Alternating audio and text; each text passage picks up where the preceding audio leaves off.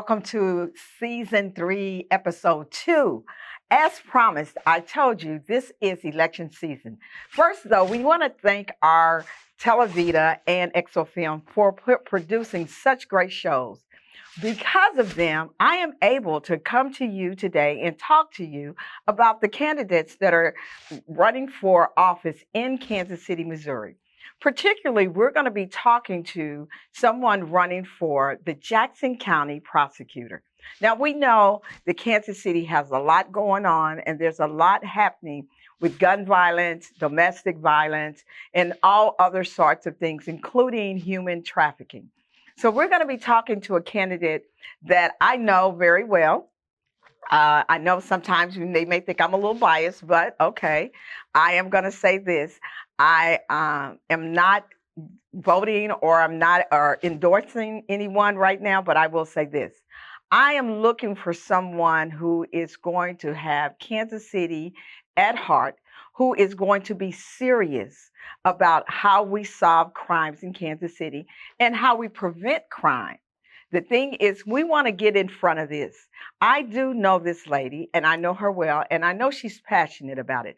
And she talked about this even before she decided to run for the seat. Who am I talking about? I am talking about none other than Melissa Johnson. Melissa, and I said Melissa like I did not know your name. I'm sorry. Melissa Johnson. Someone asked me today if your name was Melissa. Let me tell you a little bit about her.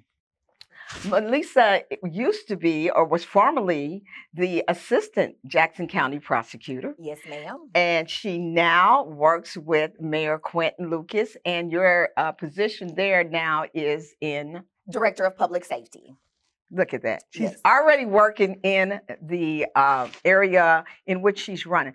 So I'm going to start out by, let's get comfortable, because this thing has gotten really hard for me. I'm like, ooh, let's get comfortable. I am going to always be transparent on this show. I want people to know that this show is not a show where we're not going to be real and keep it real.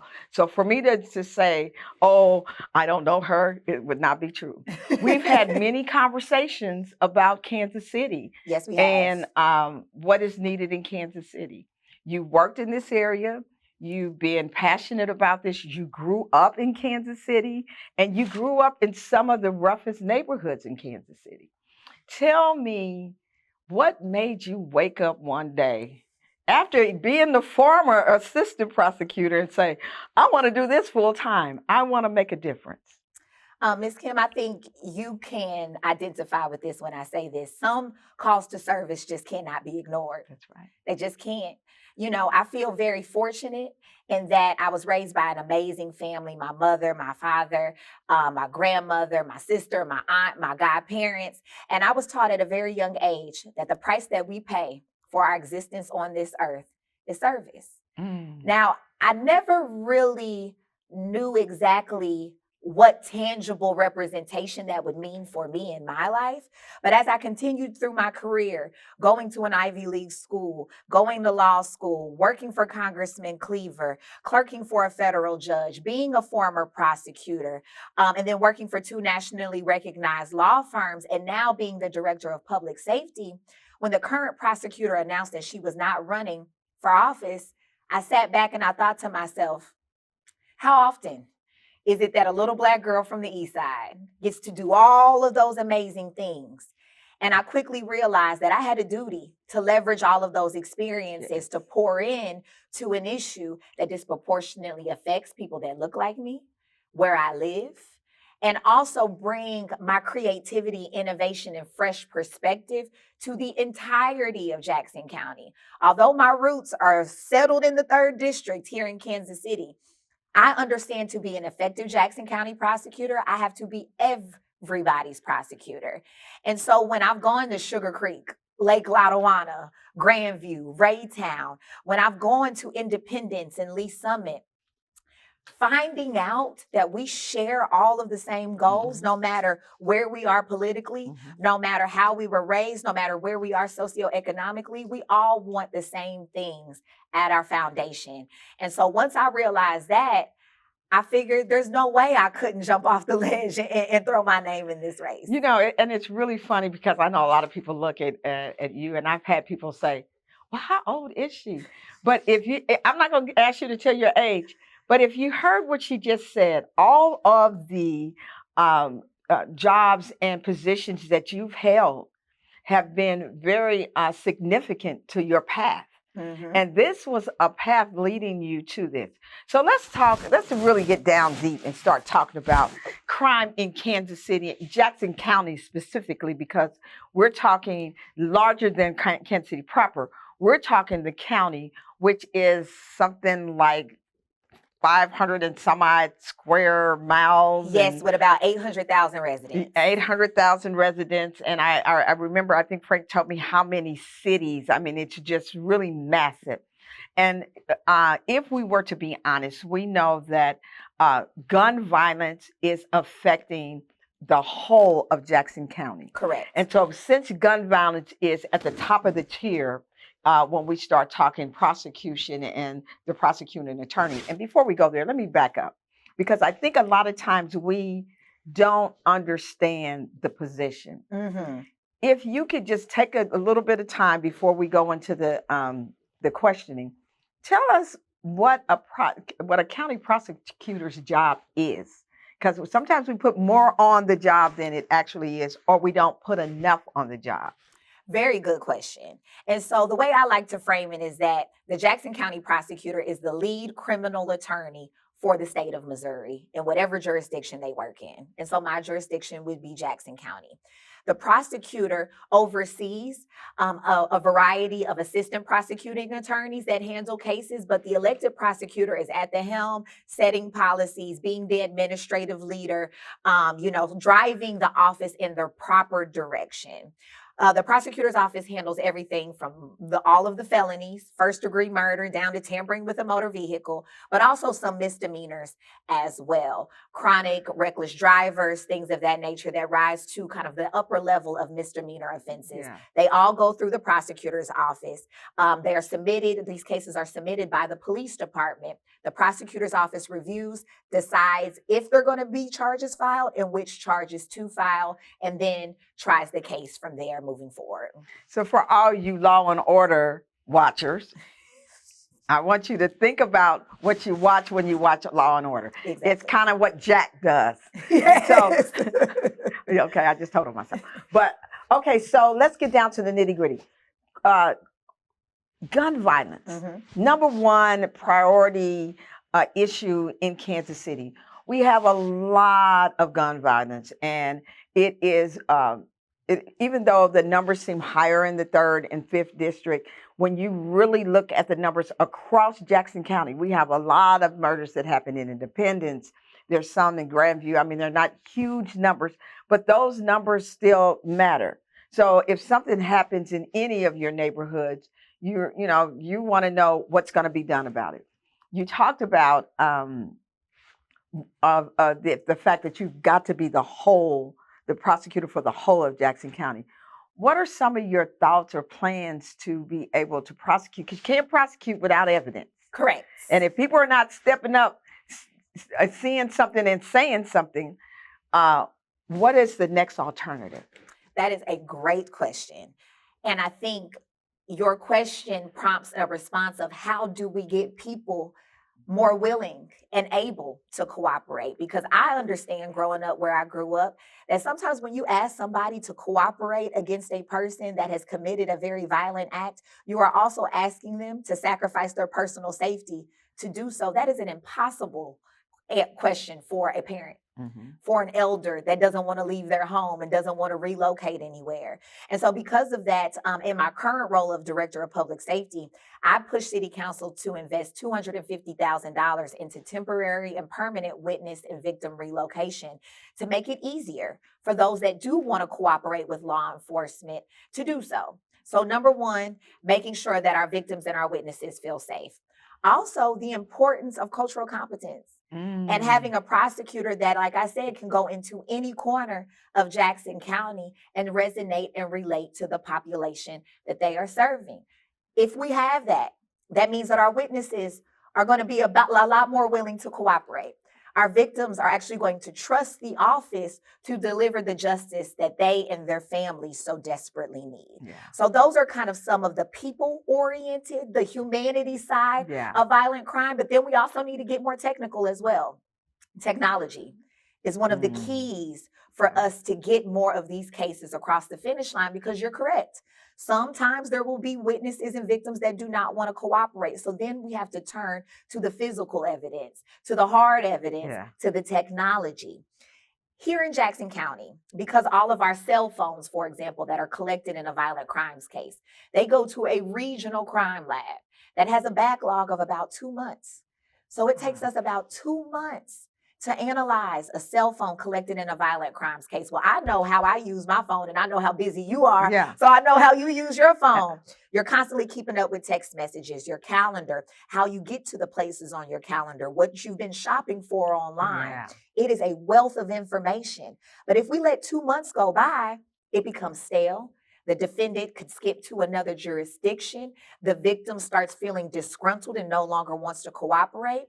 Well, in places like Las Vegas, where they analyze those cell phones within 48 hours, Oh, wow. their Yeah. clearance rate is upwards of 89%. Wow. Ours is nowhere near there. Yeah. And the thing is, when we are able to deliver swift and decisive justice, it sends a deterring message, a deterring energy out into the rest of the community. It's what we saw back in 2014 when we employed things like focused deterrence. Yeah. You have to make sure that you can deliver on the threats of accountability to really see a substantial decrease in crime in your community. So my plan is to focus on the human side of things, but also make sure that we are doing the technical side of things as well, so that we can solve more cases and prevent future crime from happening.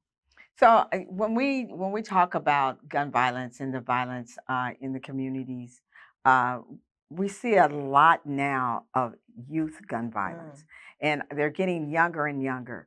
And so having a plan on how do we deter youth violence. Well, I mean, first of all, we've got kids as young as 10 and 12 years old being able to put their hands on an automatic weapon, any type of gun, and they're not hunting with their family. It's kind of scary. But how do we address the growing influx of juveniles or young people becoming juveniles, and the growth in our juvenile justice system around violence? You know, resolving that question about our juvenile justice issue, in my opinion, cannot happen exclusively within the confines of a courthouse. It just can't. Juveniles have more expanded rights. They have a lot more leeway with the different offenses and the punishment that matches those offenses. And so I think that's something that makes me really unique in this race. I understand the need for a holistic approach. We're going to handle business in a courtroom when we need to. We're going to hold people accountable. We're going to require a code of conduct in this community that we've gotten too far away from. But we also know, in order to truly prevent crime, we have to deploy resources. We have to help people. We have to prevent them from going down the road of criminality in the first place. And that is why a big part of my platform focuses on combat, the community-backed anti-crime tax, which is collected via a sales tax imposed all over Jackson County. It amasses about $30 million a year. That is not a drop in the bucket. It is not. But I certainly don't feel the level of a $30 million investment in my neighborhood, on my streets, in my community. That is because we need to reimagine how we spend those funds. So some of my plans specifically tailored towards juveniles. We need to collaborate better with our public schools, all of our public schools, not our public school districts, but also our charter schools as well, because there is a lot of young people in our charter schools that suffer at the hands of violence and that are committing violence. Yeah. Anytime there is a child at risk of suspension or expulsion, why do we allow them to go back into the same ecosystem that is causing their negative behavior and pretty much endorse them smoking weed and playing video games all day? Yeah. Not on my watch. We're going to use that $30 million to set up a county-wide mentorship program so that at least part of the day that you are suspended, oh no, you don't get to sit around and twirl your thumbs. You're going to be with a mentor. You're going to be learning about a trade. You're going to be cleaning up trash at somebody's church. You're going to do something that fortifies and builds character. Also, credible messengers. Even though I'm from the urban core, I've never shot anybody. And so my credibility can only go so far. But I have the pleasure of knowing so many people that have been justice involved, that have lived that life, that have been entrenched in the streets, but now they have turned a completely new leaf. Their ability to resonate with these young people is unmatched. They are the key. But how many truly livable wage opportunities are there for people with lived experience to have a valuable stake in this work? And so that's, I plan on funding that through Combat as well. And then lastly, I know with my aggressive stance on charging and holding people accountable, that has to be coupled with more robust resource deployment. One, they have to go hand in hand. They can't be either or. We have all of these diversion opportunities: drug court, mental health court, veterans court. But we don't have a specialty court tailored to the leading root cause of crime of all ages, poverty. Where there is opportunity, there will naturally be less crime. That goes from adults over the age of 45 or 16-year-olds trying to figure out where their life is going to take them. So if you have an eligible offense and you make under $20,000 a year, and most of our juveniles do not have jobs, so they don't have $20,000 a year. Right, they don't make $20 a year. Exactly. Yeah. You will get connected to the opportunity court. Yeah. That's what I'm going to call it. You will get connected to modern workforce development opportunities. If you want to do construction, we'll have that available to you. But also if you want to code, if you want to be an entrepreneur, which is why I'm so happy to be here today, because I can see some partnership opportunities between the two of us. Yeah. If you want to get into journalism, we have to have the full slate of opportunities available, especially to these young people, because a mistake in your past does not sacrifice your autonomy in your future. That's right. And we get surprised when they don't see a program through because they don't want to be there. We can offer them things that they want to do, but also couple that with conflict resolution training, as well as financial literacy courses. Let's teach these skills and these tools to build intergenerational wealth early. What is a 401k? What do you do around tax preparation time? How can a union protect your benefits and your livable wage jobs? And so those are some of my ideas as it pertains to our young people, especially. Yeah. That's really, so we're going to shift from the gun violence and let's move into human trafficking. One of the things that I learned during the time we were bidding for the World Cup was we had an issue in the state of Missouri with human trafficking, and did not realize that Kansas City was at the top of the tier in the state of places where human trafficking was taking place. And I think sometimes the gun violence and the focus on guns and gun violence overshadows even a larger issue. If you look at the news almost daily now, there is missing teenagers, and you see them 2 or 3 times, and you never know if they get found. If they don't get found, you see them 2 or 3 days in a row, maybe, and then that's the end of it. And a lot of them are Black and brown children. So my question is this: what do we do to shift our focus, not just on gun violence, but on our missing children, on the human trafficking that's taking place? Because I know that your office is going to want to catch these people and prosecute them. How can the community, and what are your plans to get the community involved to make sure that you get that information? So that answer is a 2-pronged answer. Number 1, collaboration. That's my favorite word. Collaborate. That's my favorite word. That's my favorite word. Collaboration. Let's get together. So much can get done. Yes. If we just sat down at the table and had the audacity to talk to each other. Studies will show that the majority of human trafficking that happens through the commission of organized rings. Right? These are criminal enterprises. And they communicate. They are communicating. They are criminal enterprises. When you have cross-state communication. When you have conspiracies of that magnitude, the federal U.S. Attorney's Office is much better suited to handle those cases with the different resources and amenities that they have. But that requires understanding where different cases need to go. And so I want to create a human trafficking task force where we'll have the U.S. attorneys represented, the FBI, of course, the Jackson County Prosecutor's Office, our local law enforcement agencies as well, where we can really sit down and figure, okay, this is the evidence that we have. This is what we need more of to actually get a case filed, because the consequences would be harsher at the federal level and you all have more resources. We'll help you build up the evidentiary burden, but then we need you to try this in federal court. So number one, collaboration. Yes. Number two, education. Our young people. Second favorite word. Second favorite word. Come on. I'm knocking out the Collaboration. park. Come on now. Education. We are living in a different time in 2024 with the emergence of social media and reality TV and YouTube and chat rooms and streaming services and live streams. There's chat rooms on all of those different platforms. Yeah. That's where the connection and the luring of young people happens. You on Snapchat one day thinking you're cute, posting your selfie, right? Okay. And somebody swoops in your DMs and asks you to meet up with them in the middle of the night. I was once a 16-year-old girl. If I saw a cute boy's picture, I might have had a thought. Now, I knew that my mother was scarier than that walk out the door. But exactly. So I never acted on it. But I have to be honest about the fact that as a young, impressionable woman, or a young, impressionable man as well, because our young men are being trafficked too. Oh, and we don't talk enough about that. Absolutely. We need to do social media education, making sure how to detect the signs of human trafficking.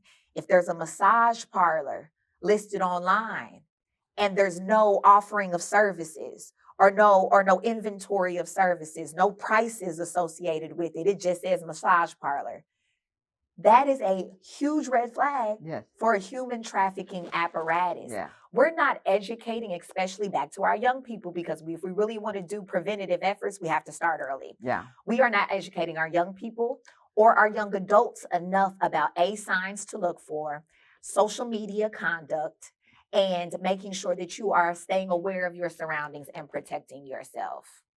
Okay. So, I mean, I am so impressed with that, because that's one of the big things that I always say. We don't do enough collaboration and we don't educate.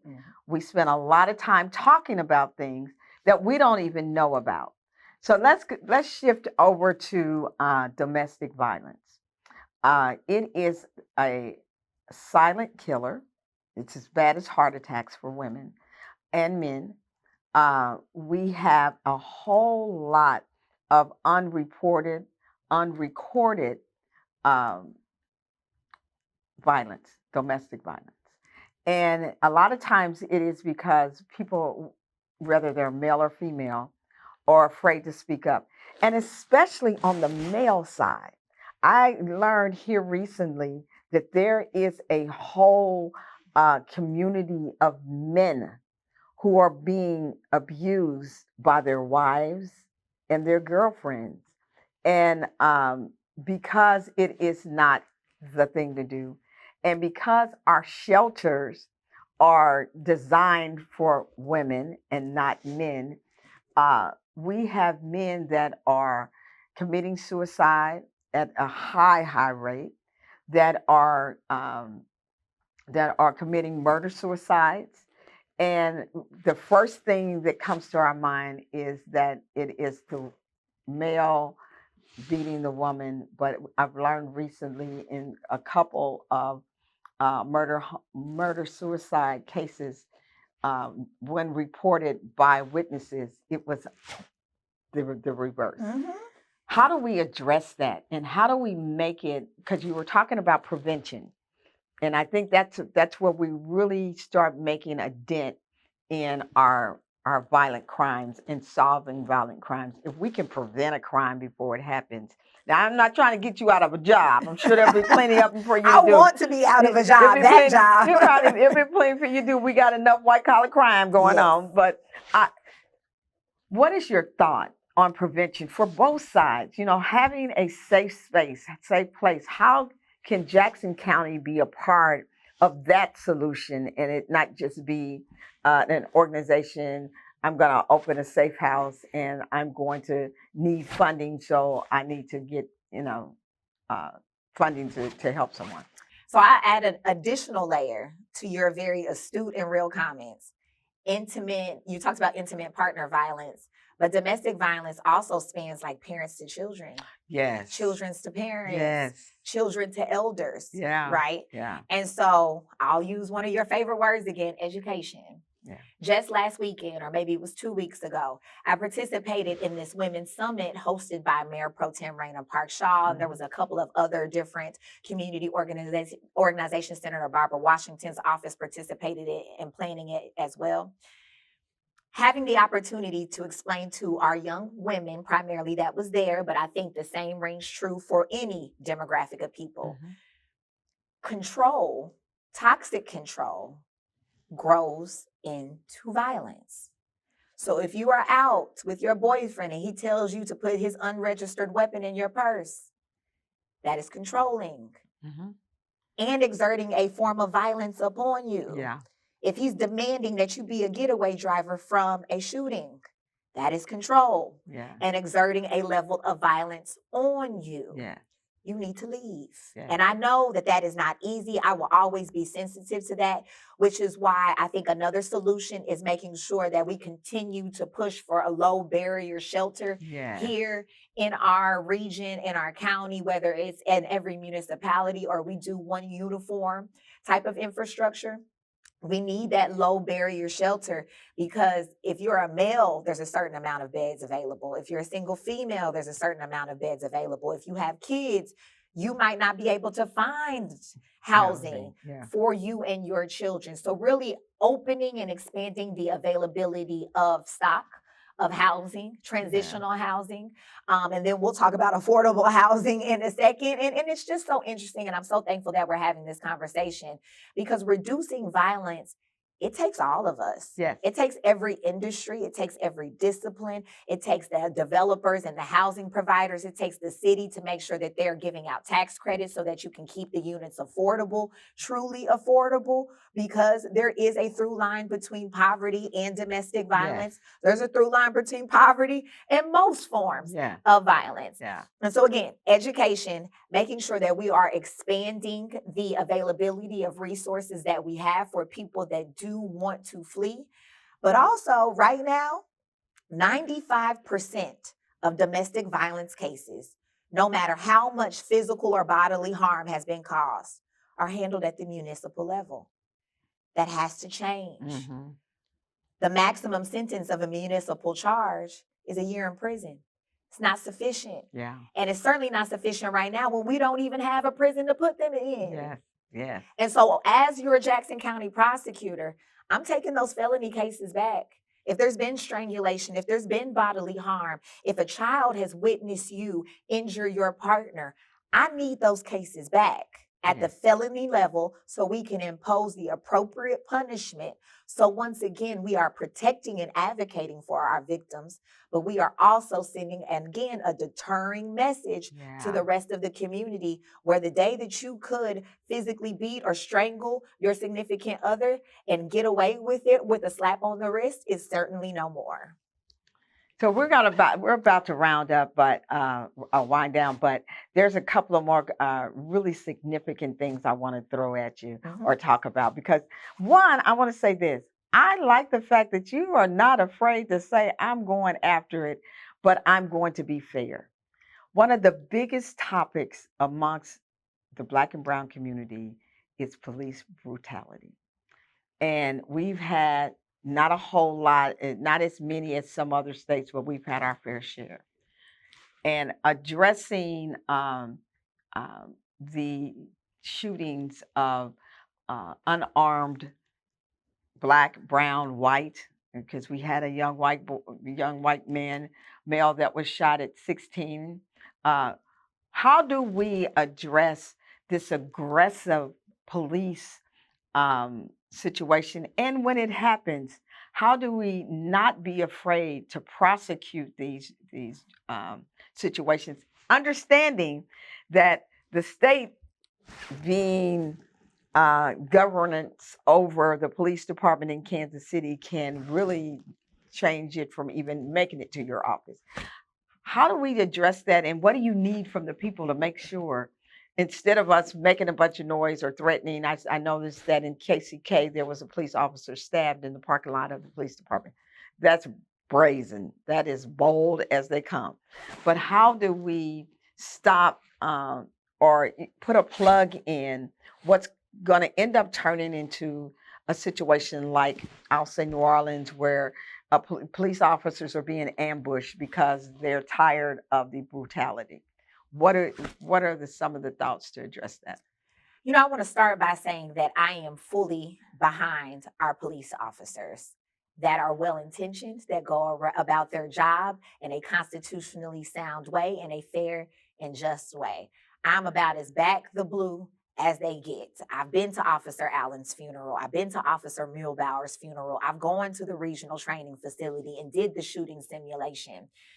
I've really learned and grown to love working with KCPD, specifically in my current role as Director of Public Safety. But I'm back the blue, but I'm not blindly back in the blue. We have to be honest, because we love here in Kansas City to say that only instances of police brutality happen nationally. No, we have some things to clean up here as well. And so when you're talking about making sure that we're checking officer brutality, excessive force, violation of constitutional rights, number one, we need to employ what is called an early behavioral detection system. And I plan on using combat funds once again to help fund this in collaboration with the different FOPs and the Board of Police Commissioners. An early behavioral detection system means that something as small as discourteous speech to a resident lands you in a full day or a half day of restorative training, because you as an officer need to understand that you even just being rude to a resident negatively impacts my ability to do my job as a prosecutor, because you've just casted doubt on the entirety of the criminal legal system as a whole. Every single interaction with a resident matters, whether you are wearing a badge, whether you are a prosecutor in my office. No matter what you do, if you represent the law, you need to move about the community like you do. So that's early behavioral detection systems. And frankly, people can have their opinions about Jean, but she gave us, in my opinion, a gift, a precedent that makes it a lot less scary to hold an officer accountable. Mm-hmm. She gave us the precedent that, hey, just because you wear a badge does not mean that you will not be held accountable. If you expect accountability out of community, if you expect me to carry your cases across the finish line, Right. and actually charge and sustain charges and get a conviction, I need you to understand that I have to hold you accountable as well. Yes. I am running for prosecutor to advocate for victims. And if a police officer victimizes one of the residents that I am elected to serve, I need them to check it, because I'm beyond prepared to do so. And so we can work together and figure out how to get in front of certain things so that more egregious cases don't continue to happen. But if they do, I have a community first and foremost to answer to, and I will answer to them within the bounds of the law. But trust and believe, I have to provide an answer, because I'm not going to let your inability to preserve trust impact my ability to preserve trust. Wow. So we're about to wind down, and I really want to give you an opportunity to speak to the audience and my viewers, and let them know, why Melissa, and I don't know why I want to call you Melissa. Melissa must be talking about me. Melissa, I want people to know why you are the best candidate for this position, why this job needs you. Well, I'll start by saying I'm in good company, because there's a lot of great Melissas in this community You are doing come on, amazing come work. on, that's what it like. And I just know a I'm little- on. That's my problem. There's a lot of Melissas, but the reason why you should vote for Melissa Johnson for Jackson County Prosecutor on August 6th, and a great way to kind of sum it up is, you all, if we want different, we have to be prepared to elect different. What we've been doing hasn't been working. And if you are looking for somebody that grew up in a high crime and still lives in a high crime neighborhood, so that has the backbone to fight to reduce this issue like it affects her daily life, because it does, I'm your candidate. If you're looking for somebody that knows their way around the courtroom, that is not afraid to prosecute, that knows how to apply the law to a set of facts, but also knows how to reduce crime outside of a courthouse, I am your candidate. If you want somebody that has roots in communities heavily impacted by crime well before she became a political candidate, I am your vote. And if you want somebody who understands that, yes, law and order matters, we have to hold people accountable, but we also have to help folks. We have to prevent them from going down the road of criminality. We have to restore our young people. We have to give them hope so that another Chiefs parade does not happen. If you want a candidate that understands the balance and the need for all of the above, not just an exclusive strategy, then I am your candidate. And if you want somebody who represents an organic and natural opportunity to bring communities together that have never seen eye to eye before, communities of color and police, prosecutors and police, then I am your candidate. We deserve different. We deserve better. And I'm very, very excited to be the one to provide that to all of the residents of Jackson County. Well, you heard it right here on Speak Up. And it's only because of Televida and Exofilm that I am able to bring to you this type of programming, this type of platform. We need to know who we have, who's going to represent us, and why they want to represent us. And I cannot thank you enough, Melissa, for coming on. And honestly, I know I said Melissa 100 times, but I got Melissas and Melissas for friends. And hey, and we haven't even had a cocktail, so hey. We want to say thank you all, the audience. We look forward to seeing you again. Remember, I told you we have some more candidates coming up soon. We'll have the candidate for the state Senate, and we'll have the incumbent. They're not the same districts, but an incumbent state senator coming on. So stay tuned. Come back and see us. Be kind to someone today. And remember, you can always speak up right here on Televida.